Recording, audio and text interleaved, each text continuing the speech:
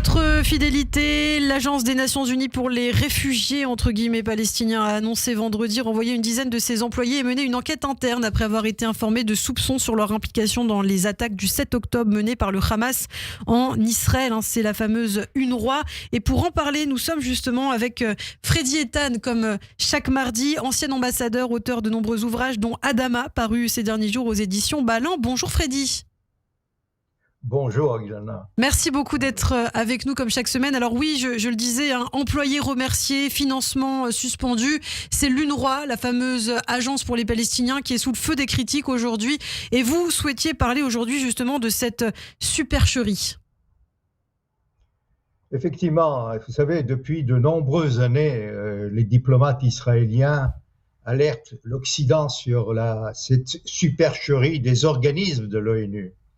Et au-delà du vote automatique, par exemple, de l'Assemblée générale de l'ONU, l'injustice, par exemple, à La Haye, la politisation au sein des tribunaux internationaux, teintée souvent, je dirais, d'antisionisme, voire d'antisémitisme, il existe, hélas, des agences telles que l'UNRWA qui, depuis 1949, c'est-à-dire depuis plus de 75 ans, fonctionnent illégalement. C'est-à-dire que seulement après le 7 octobre, après cette attaque du Hamas, la communauté internationale se réveille enfin, j'espère. Les États-Unis décident de suspendre tout futur financement. Il s'agit de 343 millions de dollars du contribuable américain.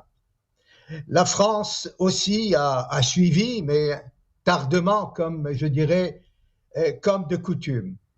Alors, il est stupéfiant, je dirais, de constater que depuis plusieurs années, aucun pays arabe, depuis notre guerre d'indépendance, aucun pays arabe et aucun émirat, comme vous le savez, très riche en pétrole et en gaz, n'est venu en aide donc aux réfugiés palestiniens.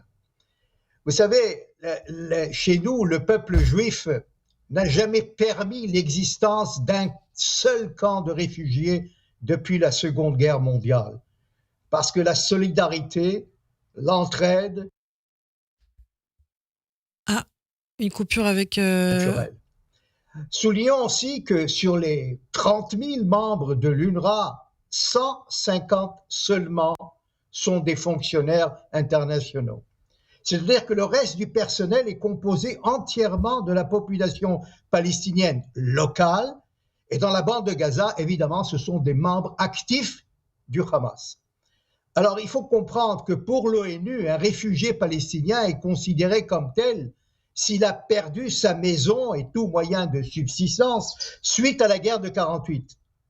Mais l'UNRWA a étendu cette application à toutes les générations ultérieures des descendants, sans aucune limitation.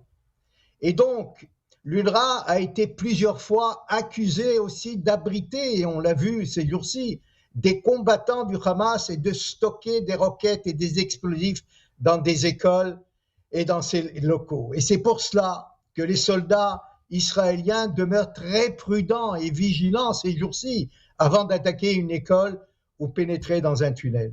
D'autant plus que les otages israéliens pourraient se trouver là-bas. Alors, il est incroyable, mais aussi vrai, dans les camps de vacances de l'UNRWA, les enfants palestiniens reçoivent un entraînement militaire et les moniteurs y font l'éloge des pompes-bibènes. Les manuels scolaires diabolisent l'État juif et favorisent la lutte armée pour la libération de toute la Palestine. Ils ont osé même traduire en arabe le livre infâme d'Hitler, Mein Kampf, pour justifier leur combat. Ils ont traduit donc ce livre, mais le nom de l'État d'Israël n'apparaît jamais sur les cartes de géographie. Les régions, les villes d'Israël comme Tel Aviv ou Haïfa sont présentées comme exclusivement palestiniennes. Alors donc, la supercherie est dévoilée au grand jour. Alors, enfin, tout règlement avec les Palestiniens devra mettre un terme à la tromperie et l'injustice universelle.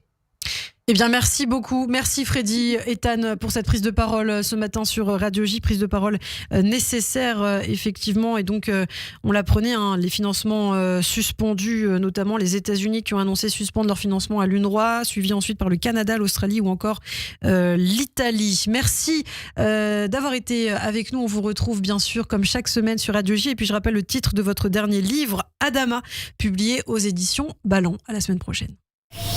Radio J.